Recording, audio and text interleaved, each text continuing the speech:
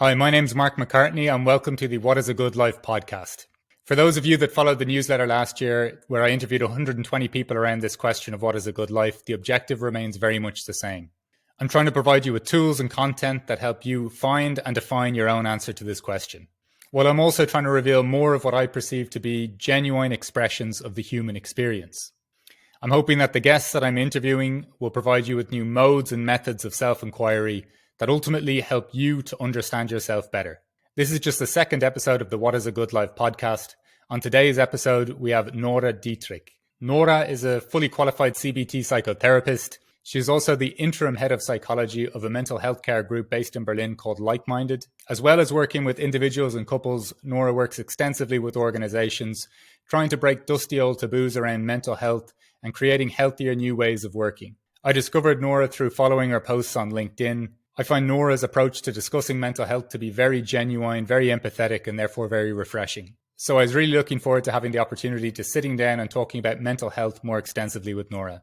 In this conversation, Nora provides lots of interesting and refreshing takes on mental health, as well as providing us with lots of examples of how we can serve ourselves and other people better. I learned a lot from this conversation. I suspect you will too. Without further ado, the second episode of the What is a Good Life podcast. First of all, Nora, thank you very much for joining me today. I'm very grateful to have you here. And the question I have to kick things off for you is there a question that you're trying to answer as you move through life? Wow, what a powerful question. I think the main question I ask myself is, how does a truly lived life for me actually look like? And how can I support others in finding theirs? Because I feel often in life we're distracted by the circumstances around us, by people, by trends, by social media, whatever is put in front of us. It seems like the path, and we all try to squeeze our interests and needs and wishes into these like already established path, until we sometimes wake up and think, oh, wait a minute, is that even my way? Or have I, missed a moment to actually live what is important to me? And I feel like often when I work with people in one-on-one sessions in therapy or coaching, we get to this point and the question is, what do I actually want? How does success look like for me? And not in the professional sense, but in a life sense and a lived sense. So this is, I think, the main question I try to answer is like, how can I bring my internal world to the outside and feel congruent with that, feel that things match up in a way, without ignoring what is inside of me. But I think that's really hard to own oneself and to work through everything that's hindering us, all those old beliefs and maybe even traumatic events that cause us to people please, to go with what is in front of us instead of what is inside of us. So yeah, maybe a very general answer, but what is a truly lived life? And how can I start manifesting that? How can I start living it without the fear of what other people might think of me when I step off the beaten path? So in that, then there's a sense of kind of ownership, or that you're writing the story as you go through it as well. Yes, I think self-authorship is like one of the stages that I try to support others in getting to. It's like I can write my story. Otherwise, it will be written for me, no question. Life will take over. It will write it for me if I don't, basically take that steering wheel into my own hands and say, okay, what do I want and what do I need based on my biography, but also based on how I want to look back on life when I'm old and think, yes, hell yeah, that was a really good ride. It was adventurous. I got like beaten up sometimes, but I also had a lot of uplifting moments that I cherish. I know I've never asked this question before, but what is the evolution of that relationship with that steering wheel been like for you? Oh, I think it's like very ambivalent. So I had years where I was able to break through my own armor. Like when you think about your own biography, we all had moments that were painful. We call those adverse childhood experiences, or moments where we suffered, where we faced pain.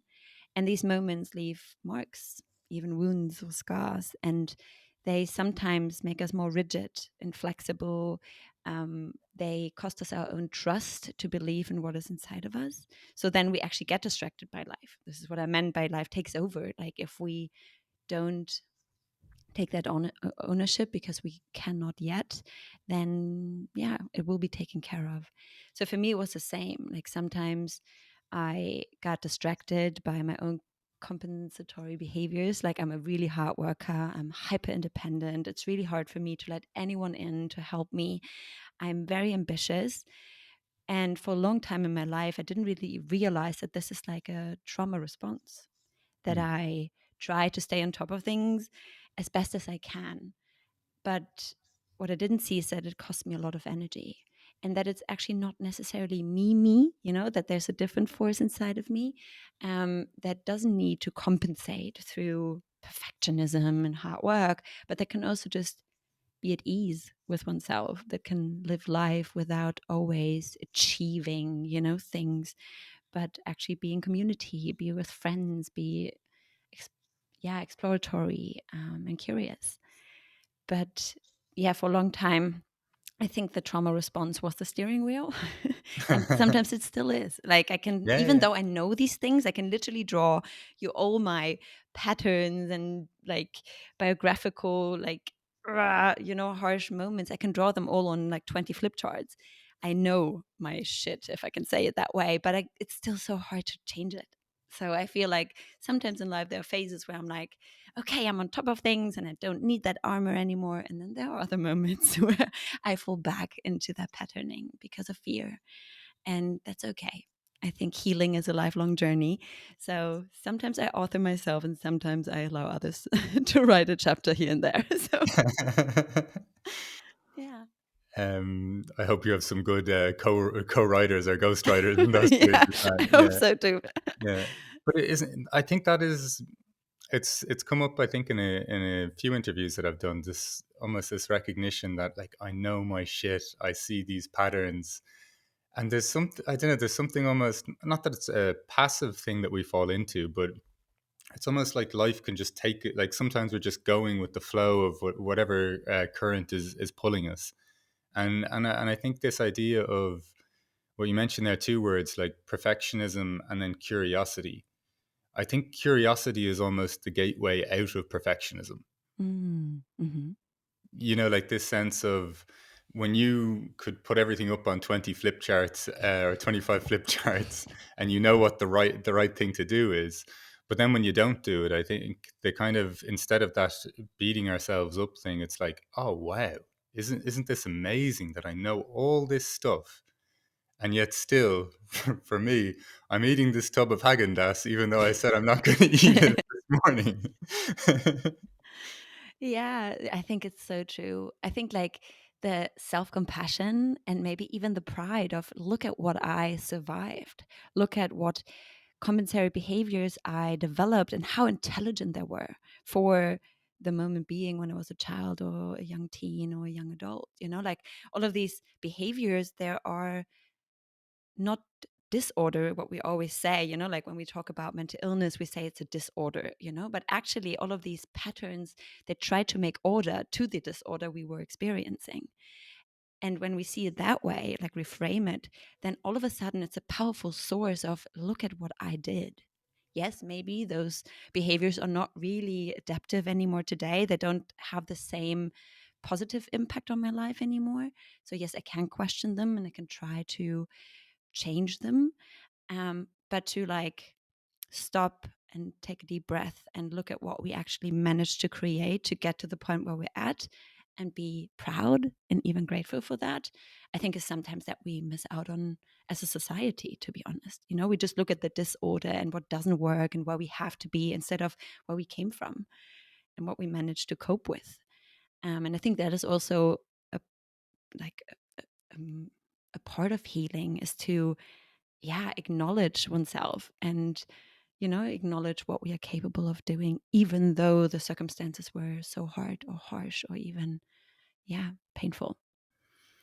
How do you either help yourself or clients with that process? Insofar as, if one bad thing happens in our life, just the way our, almost from an evolutionary biology point of view, we kind of focus on the problem so much. Because I Mm-hmm. really like this idea that, like, I was talking to someone this week, and it's like, yes, the world in a way is kind of fucked, but it's also so wonderful at the same time. And I don't know, it's almost like, it seems like it's too heavy a paradox to acknowledge or something. It has to be one or the other. Mm-hmm. How do you kind of, even in yourself, maybe get comfortable with acknowledging, yes, there may be, even on a personal level, there's things to work on, but wow, look what I've done so far. Mm-hmm. I mean, it's an uphill battle, to be honest, because I think what we think is that we have to solve paradoxes. Like, as you Mm, say, we have to decide it's one or the other. It cannot be both at the same time. But to me, a paradox is nothing to solve, but something to hold. We yeah, have to learn that life doesn't make sense all the time. You know, that, for example, in every private relationship we have, we need distance and we need closeness. I look different at my partner at a party when he's flirting with someone else. I somehow, like the desire is woken up again. But then, there comes fear. Or like we need the autonomy of doing what we want while also being very safely bonded to someone else. So we have like these paradoxic needs all the time. And to not see it at either or, but to as well as like, yes, I need autonomy while being closely bonded with someone is hard to balance, but it's exactly where we're at. So for me, I always imagine like almost like a seesaw. And sometimes the weight is a bit more on one side, and sometimes the weight is a bit more on the other side, but it's moving constantly. Like balance is always in motion. Like there's not one still point, and now I got it, I have the answer, and this is where I need to stay put for the rest of my life. But to understand that we are in motion as well. And sometimes we are leaning too far to the one end, to learn, okay, let me like walk back, to the other end. So I try to establish that in my clients, but also in me when I feel the need to solve things, to actually like zoom out and think about, is there actually a solution, or is it more about the percentages, that I have to rearrange to feel a bit more centered again. I think that's one part. The other part is what we just discussed, is to actually look back on your own life with pride and acknowledgement and compassion. But it's also then to look, of course, into the future and say, okay, what is worth changing for myself, not for others? Because a lot of people start therapy, for example, motivated by others, like the fear of losing someone around them, or the pressure they get from their system or their bosses or whoever. And that is usually not really helpful, at least for long-term healing processes. It has to come from within. And this is something we work on, to say, why is it worth for you to change? And then we just do that in tiny steps.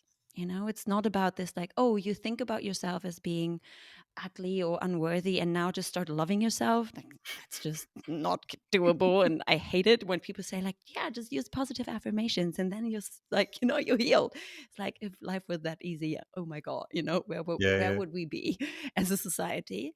But to say, let's do little tiny experiments and establish this sense of self-efficacy. Like, I can take over, I can take that steering wheel, and I have a say, I have a voice, and let me try that out, and let me fall, and let me get like, scratches, and let me cry about things, but it's okay. And we can figure out together a way to establish new behaviors. And through that behavior, usually then the self-esteem grows. Like sometimes we think we have to love ourselves to then love someone else, or we have to first love ourselves to then change things. But usually it's the other way around. I see that I can do something, and then I acknowledge, oh, wait a minute, I can fucking do this, yeah, yeah. and then our self-esteem grows. Yeah. Yeah, I think the word you use there, experiment, is such a nice one. Like, and once again, in trying to love ourselves a little bit more, like the word experiment gives us so much room. I think, like, I'm going to try this, and it may or may not work. I think sometimes when we're making decisions, we're kind of projecting this has to be me for life. Like, it's not just a phase of experimentation. Yeah. And I think experiment means I will fail. Yeah, Like when you think about going to the gym, like we go to the gym to literally fail.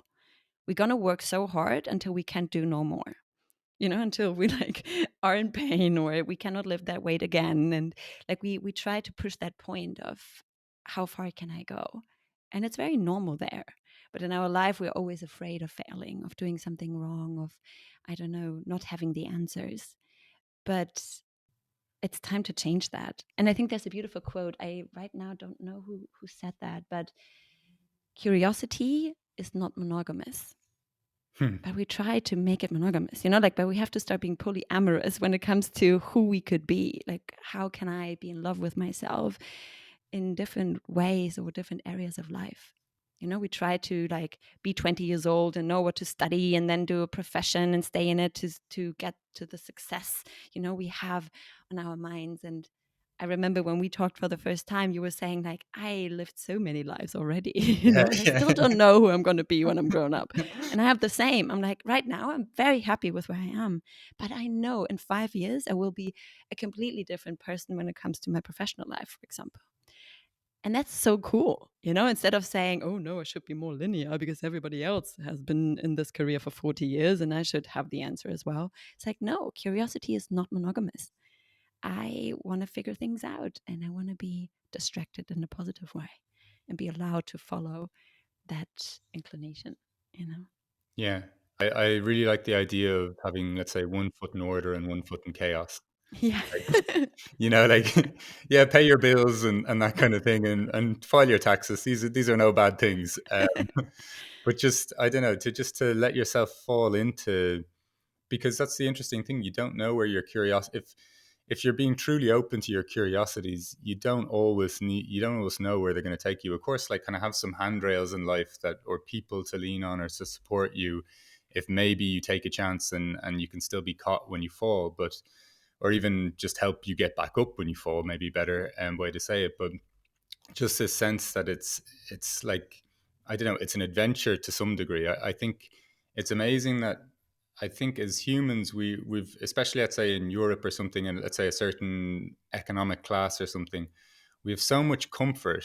And it's like this thing you were saying earlier, like, I need some security, but I also need this as well. Like, I think we've made ourselves so comfortable, and then we're kind of wondering why we don't feel as much, or we Mm-hmm. don't, like, we take so few chances, and we were wondering why we don't feel as alive, if you know what I mean. And none of this is a prescription for everyone else to, I don't know, pack in their job, or like reckless decisions or something. But this is a give and take. Like, you're, like, the level of like aliveness you feel in your life, there will be some like correlation between that and the curiosity that you have, or the risks that you take, or the amount of experiments that you embark upon.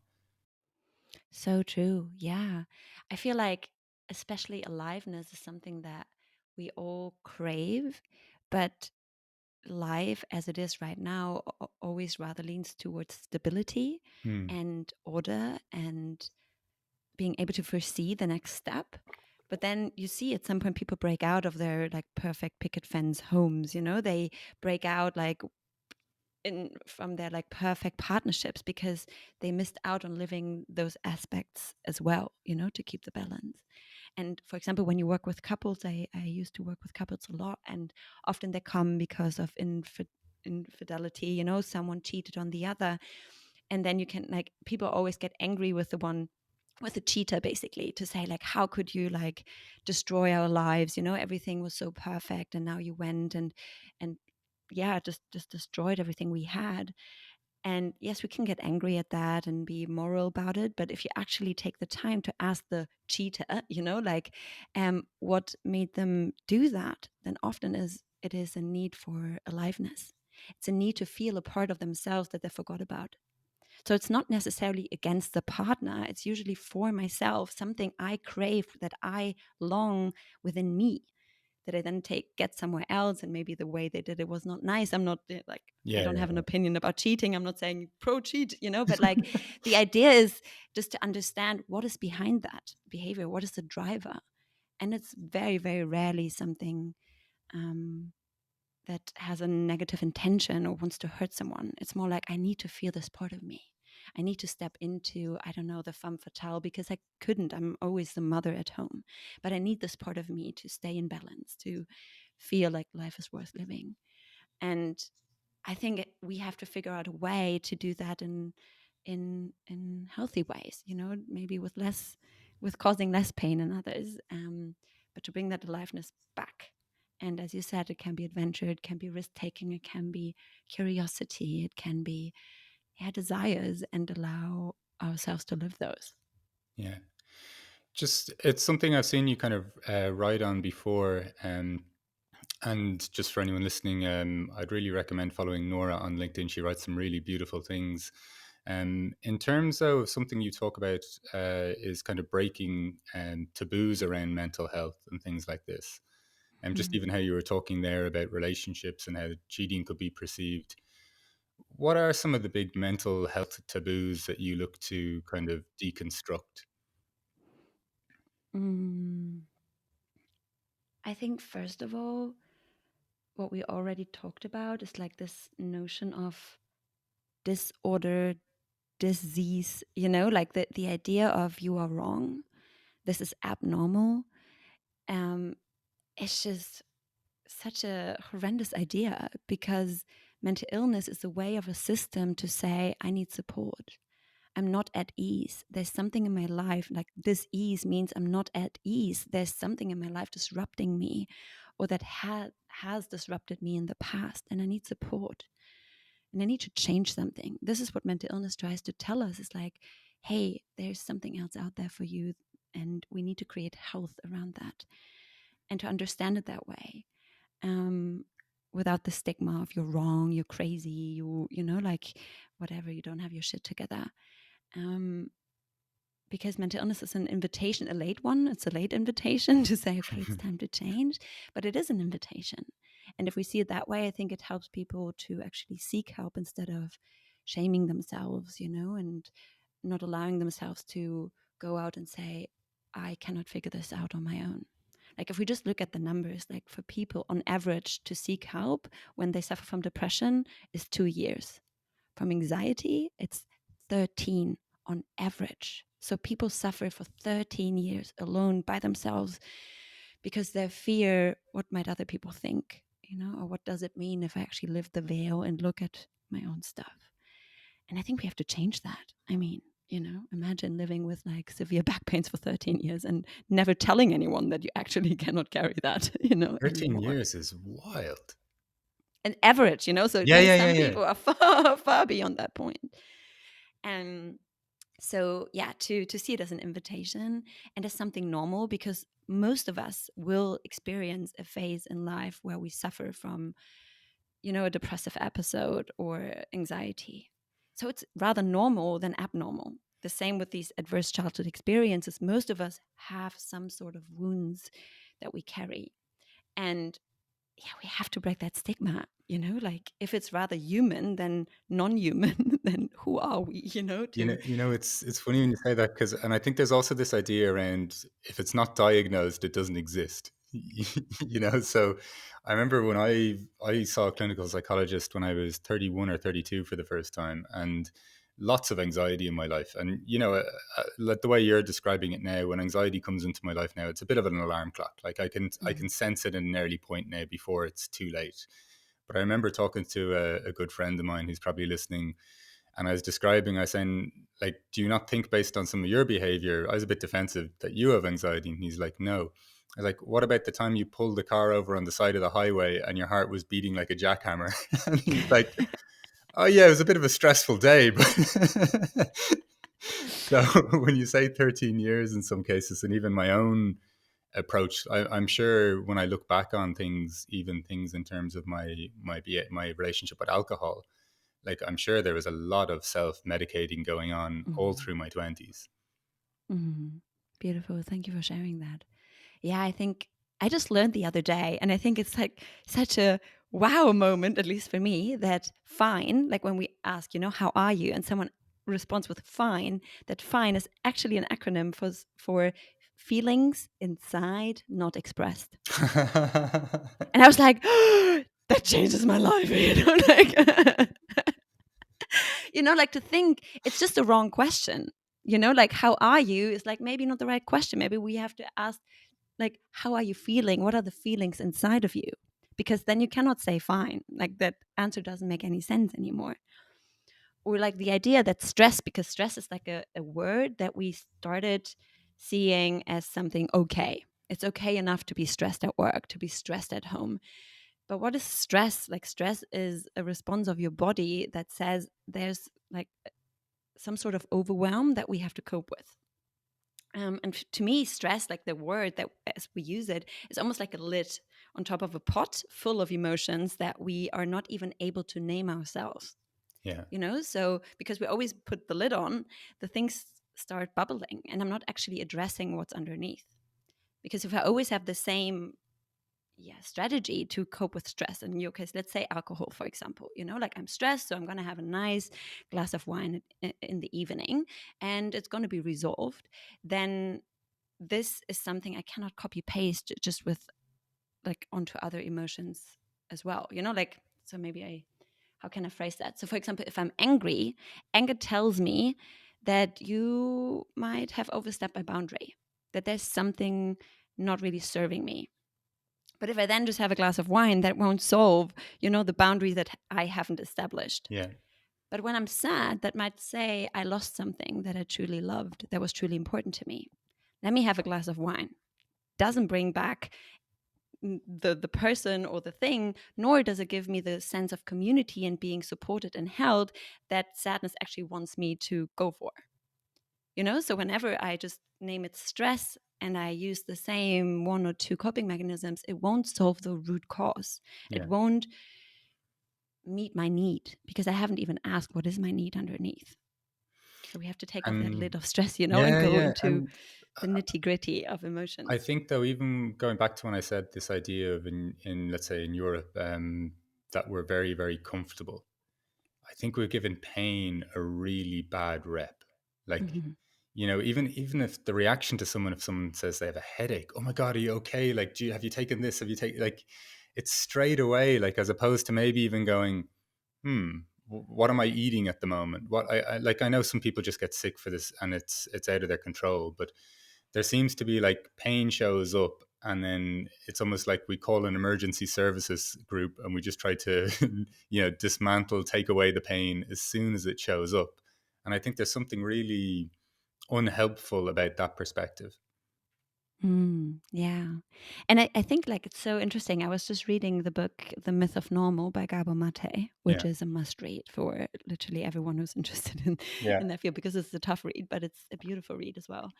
And he also goes into many, many studies showing that a lot of autoimmune diseases, for example, like multiple sclerosis, or like even morbus Crohn, like all of these diseases that somehow say, okay, body, let me destroy myself, um, are usually caused or have a history in trauma and suppressed emotions, Wow. because somehow like we store that energy inside of us, and the body just thinks, okay, let me cope with it. How can I do that? How can I make you aware that something is not okay? And pain is one way, disease is one way to tell us something is not okay. Look at it and try to figure out what it is to solve it. And I think this is just a completely different notion of understanding disease as a message delivery service, like Yeah. Yeah. knock knock, something is going on. Yeah. Take a deep look and figure out if there's something you can change. Doesn't mean it's our own fault. It doesn't mean, it's not about pointing fingers. It's just to open the realm of solutions. That is not just a pill, or not just a surgery, but there are other ways of healing that we can take into account. Yeah. And I don't know, I guess like there seems to be a certain sense where we're, even if somebody is asked a question, how are you doing? And if you're to be honest and just say, I feel a bit angry today. Like, there's just a certain level of comfort with anything other than happy would be nice. Like you're feeling, oh, what's wrong? This is terrible. No, it just, I have a local coffee shop where they see me every morning, so they're used to my ways at this stage, and I'll drop in a little thing like that every so often just to see if they're listening to me. Um, but they're at the start, it's like it was almost like I'd set off a foghorn or something. If you start just saying I'm a bit sad or a bit angry, like I'm not in a. I knew them well enough now. I wasn't trying to just dump my stuff on them. Just a small insight. But it's really interesting how, I don't know, just how much aversion we either have to pain or some degree of suffering, even though it just seems so inevitable and kind of so normal. Like there's a lot, like I really enjoy my life, and I'll be quite boisterous about saying that too. Like if someone asks me and I'm in that kind of mood, but it's this kind of thing where I just think, I don't know, there's just more of an acceptance for the pulsing of life. Like Mm, the trees fall off, or the leaves fall off the trees, they come back. Like, you know, it's just this kind of like mm, nice flow, or and sometimes life can be a bit messy and disjointed, but just an acceptance that this too shall pass, kind of thing. mm. And it's so interesting because when you think about the books we love reading and the movies we love watching and the moments where we felt the deepest connection with someone else, it's always messy and vulnerable and dramatic. And there's suspension, like I don't watch a movie where everything is happy. Like Yeah, yeah, I couldn't care less, like give me the drop, give me yeah, yeah, the heartbeat, give me the fear, give me, I don't know, the anger, like I want to live, I want to feel. But I think like there's so much underneath because, like, for one, it's not only that we are lacking the skills to name how we actually feel and what the need is behind and actually care for that need. Like we don't get trained in that if we don't have very conscious parents who know.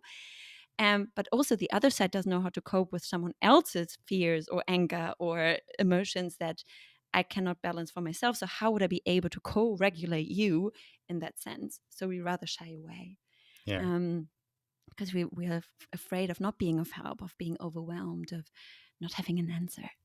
And often we don't need to have an answer. We don't need advice. We just Oh, need someone so listening. true. Yeah, Like I figured it out, like no worries. I just wanted to say if I show up weird today, it's because I'm fuming, yeah, like yeah, don't take it personal, like it's my stuff. I think this is like a major point that we are scared of not knowing the answer. And it's literally not about that because emotions regulate themselves. Like if they're allowed to be felt and aired, they usually pass. Like you cannot be angry for 48 hours straight the whole time, like it just doesn't work. The yeah. system couldn't hold that. My record is Um, 41. I love the can really imagine you Yeah, walking with like stopwatch, like yeah, ah. yeah, Um, no, but I think, that this is something we have to open our hearts and say, okay, we are messy beings, yeah, and start loving that about ourselves and get rid of this notion of there are positive and there are negative emotions. Anger can be so freaking powerful. It can be such an energizer, and sometimes it's even fun. Like me and my partner, I'm really bad at fighting and I'm really bad with anger, like yeah, something I'm practicing. But sometimes we start like not yelling at each other, but really discussing things. And sometimes I have to stop and laugh because it's so silly, like sometimes it's so silly. yeah. Um, and I think that's beautiful, like to say it's in me and there's this force and I'm speaking up and I have a voice and this is beautiful. So every emotion just makes sense and I absolutely we have to love learn this, that. and in my relationship, like I'm the one that's been more predisposed to anger growing up, and my wife is almost the opposite in that sense.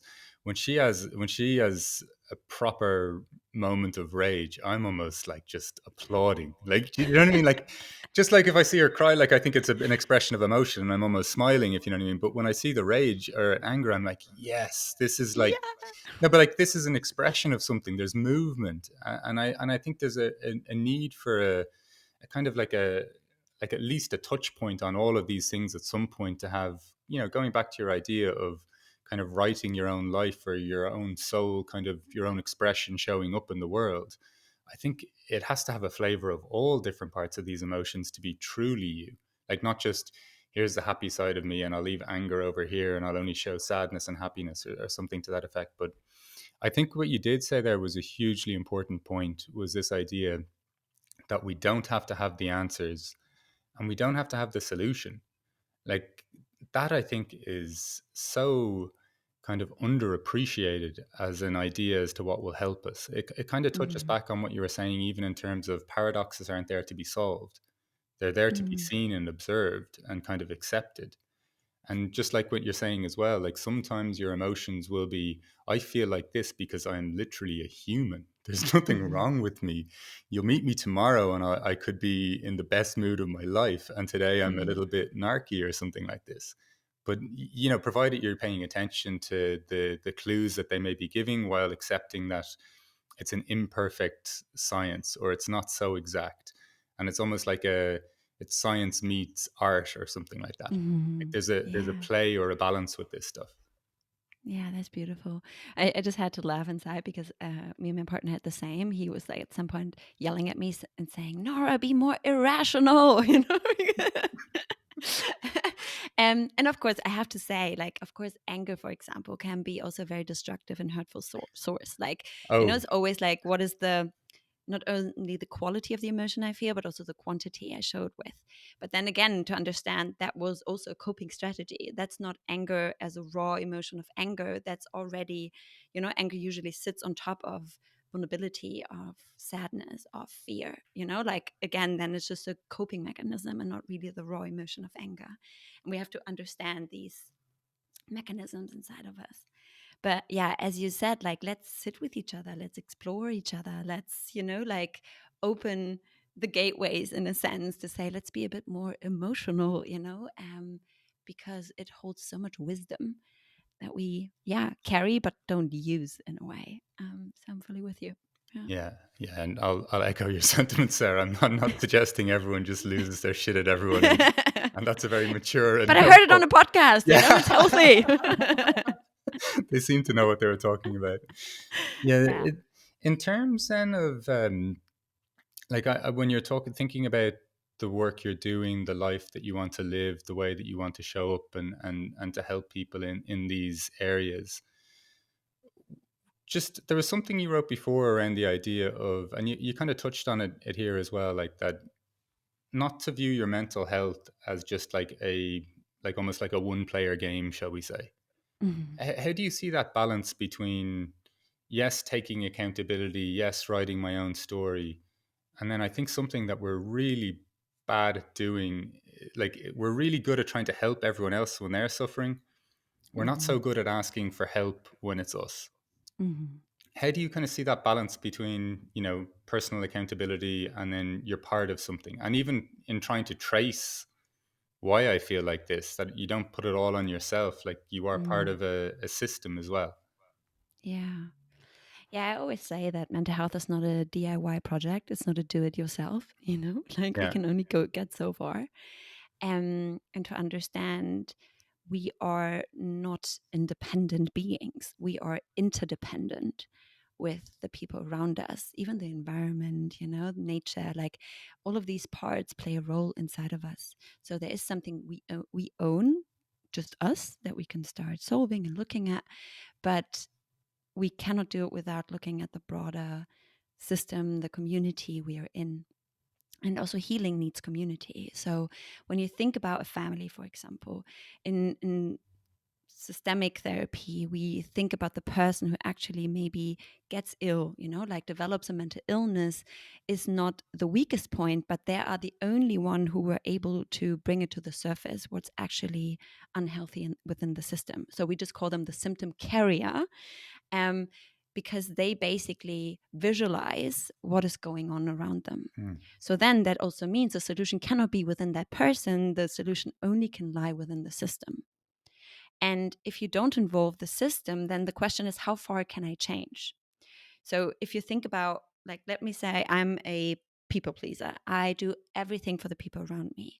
And I'm the typical mother, like I stay at home, I take care of the children, I take care of the household, I do everything to support my partner in being successful at work. And everybody knows that about me, that if they ask me for something, I'm going to do it. Thank you for Um, joining this podcast.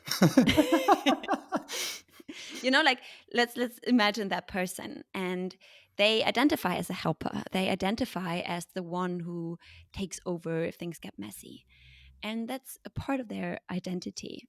But let's imagine they come to the point where they think, wait a minute, what is with me? Who's taking care of me? Who supports me? Who allows me to have needs and be seen for those?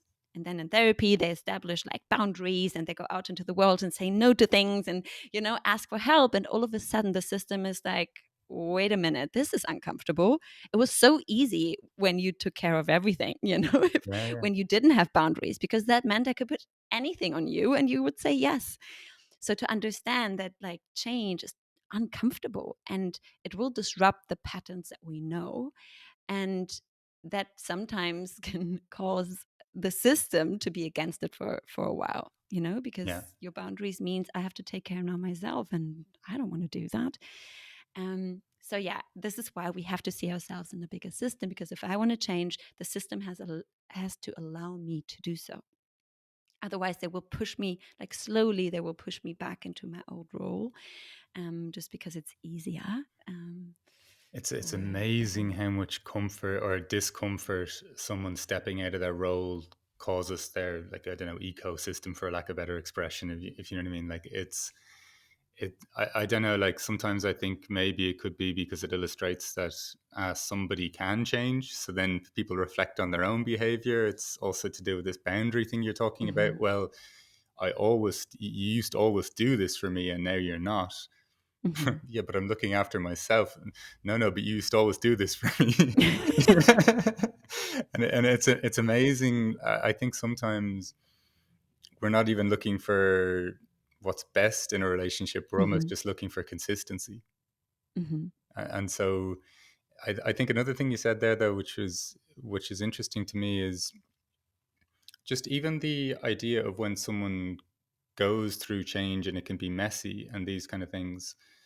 Like, I think there's this really unhealthy expectation that when someone either starts, let's say, therapy, a journey of self inquiry, they start doing maybe some more self development or self help things or whatever it may be, that maybe because they're at a low ebb, that they think things are just going to get better in a kind of a linear way from that point on.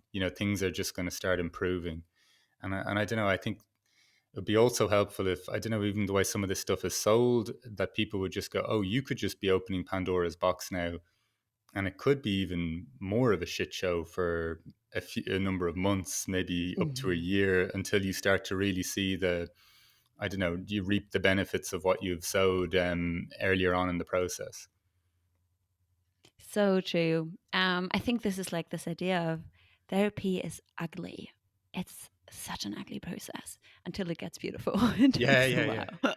yeah. And we have to know that. I also like sometimes or usually when I start therapy with someone, we talk about the side effects, like the negative side effects of people not liking your process, of not wanting you to establish boundaries, that there might be conflict arising, that you might be looking at yourself with a different lens. And that's not always a beautiful lens. If you understand, oh, this is where I cheated myself. This is where, I maybe was like unfair to others around me, whatever. Like we have to start owning those parts. And that's freaking hard. That's why we call it shadows, because we don't want to look at them usually. We turn our backs. We always want to look into the sun and think, oh, yay, like these great parts of me. But there's like stuff.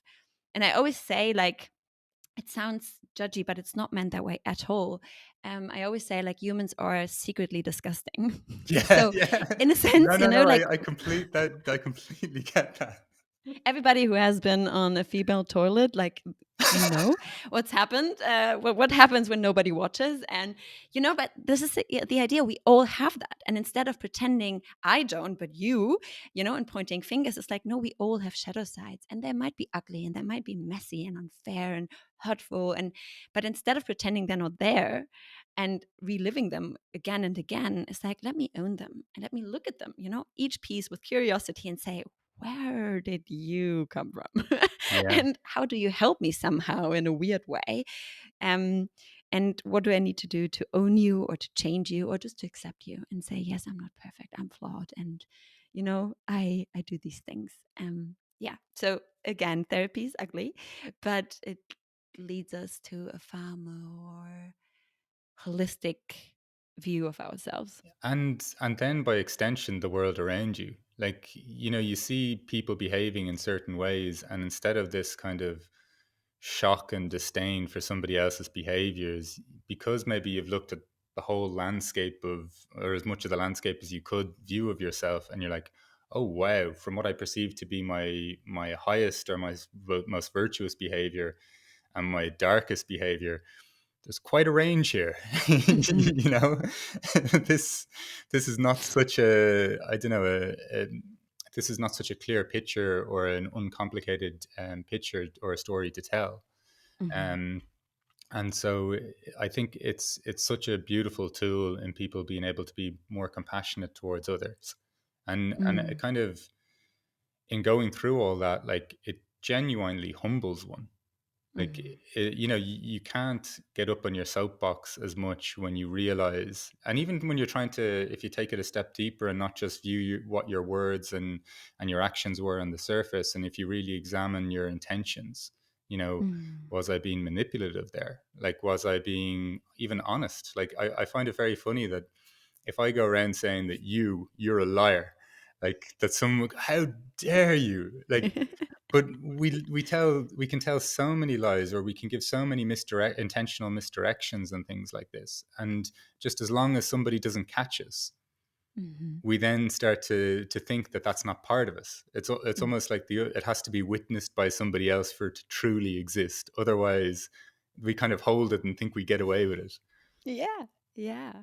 Yeah, I think it's like we cheat ourselves as well, and tell ourselves these stories because we have an image of ourselves who we want to be. And nobody wants to be dishonest, cruel, like maybe, I don't know, nasty, or like we don't want to be these parts, and yet we are. So like, who are we kidding? Like, Yeah, and I think it's so much nicer to connect through these parts as well, and to say, yes, I am sometimes manipulative, and it's not something I love about myself, but it's part of me, yeah, or I'm unfair, or I'm a cheater, or I have desires that I cannot voice openly. yeah. um so I feel like, yeah, it's just so beautiful to see these parts of each other and acknowledge the pain that lies within that. Yeah. And I think we can connect more with somebody's joy and success when we've seen their dark part. You know, Hmm. like, you know, that kind of very jarring kind of experience when people are just telling each other how wonderful they are and how wonderful their lives are, and there's like almost this like static energy between them, like, where you're, yeah, yeah, I'm so happy, yeah, cool, Thumbs up. yeah, but it's kind of just, there doesn't feel like there's any kind of wholesomeness to it, I think, because I'm just speaking generally here, obviously, but just because if I don't know all of you and I'm just getting a part of you, how can I connect with you? How can I be truly joyful for you if I'm only getting a small glimpse of who or what your experience is? So I think it's not to say that we can only connect through our suffering, but I think it even enhances how we connect through our joy and our successes and our victories and everything else when we do share the whole picture. Like, it amplifies it all in my experience anyway. Hmm. Yeah, for sure. And I feel this is where, as we talked about, like this deep connection arises. Like I remember, like I usually fall in love with people when I see them for Yes, who yes, they yes. are, and everything else is one dimensional. And I think the problem in our society is, like you talked about LinkedIn, for example, people talk about their therapy journeys or their healing journeys once they're done. Yes. Let's say done in quotation marks, because you're never done. But like, they talk about it once they came out of it. They never write, I'm in the biggest mess of my life. I'm currently going through a harsh divorce and I hate the guts of my partner and I cheated. Nobody tells you that. Yeah, Like, yeah, by the end, they say, oh, yeah. And then we did this conscious uncoupling and everything went out well. And now we love our child and we, grow it together. And I'm stronger than ever, blah, blah, blah. Like, that's beautiful. Yes. And we should share those stories to like motivate others to go through the dump of it. But what what if we were to share those moments as well? yeah. Not with everyone, maybe not on social media, but like with the people we love and trust, and say, I don't know. And sometimes I wake up and I don't know how to get through this day. And not be as lonely in that experience, until we think, okay, now I'm the hero, I made it through. Yes, but share the path with me as well. I've had very similar thoughts before, and it's kind of okay. I think it's wonderful that people are even retrospectively telling their story of suffering. That's a huge development. If you, Jesus, Mhm. like, if I think 15 years ago, even 5 years ago, just how much more kind of stories we're hearing of that nature. But as you said, like if we could tell it earlier in a safe space, not that you're just throwing it at everyone, if you know what I mean, just for even for your own well-being, I think, but just that it's not this, you're not just waiting for the kind of the hero's arc to be Mm-hmm. told, because Mm-hmm. it's kind of, I don't know, it's not that impactful anymore. You know, okay, someone has a problem, and by the time I get to the end of this story, they're going to be wonderful and better than ever before, and the pain, the vulnerability has made them stronger, and all of these things. Like as I say, it's a lovely development, but Mm-hmm. there's so much more, I think, that we can afford, kind of offer each other and offer ourselves, because it takes Mm-hmm. a lot of energy to maintain a very even surface kind of projection of yourself if that's not what's going on under the surface. And I think as Yeah. well, it doesn't have to be these big sharing your life story moments. I've noticed even if you just let people know that, like, oh, I had a fight with my partner this morning. You know, it doesn't Mm-hmm. mean that our relationship is on the rocks or something, but even just a small window, I've been stunned at just how much people open up with really big things then. All they were looking for is just like, like somebody's not bullshitting me here, or somebody is letting me a little bit into their present world, not when they Mm-hmm. suffered with depression 6 years ago or anxiety 5 years ago. They're letting me know about some ailment or difficulty right now, and that allows other people to step forward as well, I think. Yeah, and it eases this idea of why does everyone have this shit together, but I don't apparently. Yeah, For everyone it seems so easy, you know, they just go through life and everything falls into place, and that's not true, you know, for like I don't know anyone where that's actually the case, you yeah, know, and to say, yes, we love each other deeply in our relationship, but we have moments where I literally hate your guts, you know, and that's just part of the game, you know, like again a paradox, you know, I hate you while loving you. yeah, yeah, And I think this is exactly what you're saying, like to show that. Like I have heard it so many times when people go through divorce and the families and friends they are informed at some point and they're like, you guys really, I never thought that could happen, you seem so perfect. yeah, It's like, yeah, we seem again, yeah, exactly, you know, but underneath we have been maybe struggling for 5 years and nobody knows, you know. And this is like why can we not get support in when, yeah, when it's actually still, when it still could have an impact, you know, when it's not already done. Yeah, so I think I'm fully with you. Let's be more raw, let's be more honest, be more human. yeah. If you were to think on a structural level, or how would we even go about developing that more? Is this like a an organic thing, that like almost a grassroots movement, or how do you see? Is it people leading by example in that, or how do you kind of see that developing? Yeah, I think it's like both. So of course, if like I do that all the time, I share stories of myself. Again, stories, they are processed usually, Mm. which is hard. Like for me, it's still hard to share in the moment how I feel because sometimes I don't know yet. Yeah, You know, I'm a therapist. I should be able to name everything, but I'm not when it comes to myself. Like it's just hard. Um, but to invite people into that process and say, I don't know, do you have an idea? Like my partner's really good at pointing out, like, you're anxious right now. And I'm like, no, no, no, I'm not anxious. You know, I'm like, oh. And then I'm like, oh, damn, he's right. You know, like, so sometimes even just like name two people who are allowed to mirror you fully, who don't have to hold back, to say, yes, you are feeling this right now. I can sense it in my body, how anxious you are, you know, and it's okay that you cannot sense it yet. So I think like invite people in who are allowed to tell you, um, is one part. Then of course sharing yourself whenever you open the door with vulnerability, it's a true, like the best invitation for others to be vulnerable as well. That's another part. I think waiting for society to do that for us is a long wait.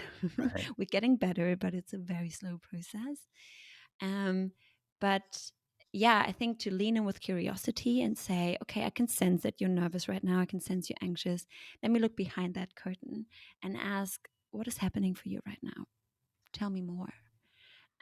I know I'm here for you, non judgmental, like I'm just here listening, is a beautiful way to reach out a hand. Yeah, but it's a long way. I mean, we came a long way as well. I think therapy is something we can now, just state like I am in therapy, Yeah. which we couldn't for centuries almost. So I'm very glad that this is happening, but we all can push the boundary a bit further and say we want more of each other, because we deserve it, and it's time. Yeah, I think that's those are beautiful sentiments, and I think from what you've been saying through this, the idea of owning your story and more like taking more, even taking paying more attention to your own processes, sharing a bit more, kind of handling this paradox of life, not trying to fix things, showing up to life with a little bit more curiosity, letting go of this kind of, I don't know, this weight that we're all carrying for like projecting perfection. I think there's so many, and then just like more honest expression of how you're feeling. I think there's been so many helpful things that you pointed out over the course of this conversation. As I told you, as I forewarned you at the start, one of the questions I had, the question I ask at the end is just, what is a good life for you? And I'd like to hear your answer to that now too, as well. Mm. I think a good life is a true life. And this is what I said in the beginning, like true in the sense of I'm not shying away from the raw, the the not understood, the shameful, the painful. It's true in that sense of all the parts of me can be lived, expressed, figured out, sorted out, get rid of. Like I'm allowed to be work in progress. Um, that for me is a good life because that means I'm living it. I'm not faking it. I'm not hiding parts of myself, but I'm embracing them with curiosity and love and care. And I meet people for who they are, not for who I want them to be. Yeah, that's a good life. And a good life is, of course, it comes with circumstances that are good for us, that nurture us, that serve us, that help us heal. And I know it's not available for everyone, but to say, how can I support others on their journey as well? If they don't have the same privileges as I do, that's also a good life, to co create a good life for others when we are invited. Yeah, and with that approach, I think even when you were saying it, I felt a lot of like space or something, like life didn't feel so claustrophobic or something, like that we can play with this a little bit, like that there's an openness to it, and just kind of dropping some of these ideas of I know everything, I know the answer, I know the absolute solution. So I think those are really kind of beautiful and helpful closing sentiments as well. Nora, thank you so much for your time this morning. I really appreciate it. And it was a real pleasure talking to you. Thank you so much for opening the beauty of life.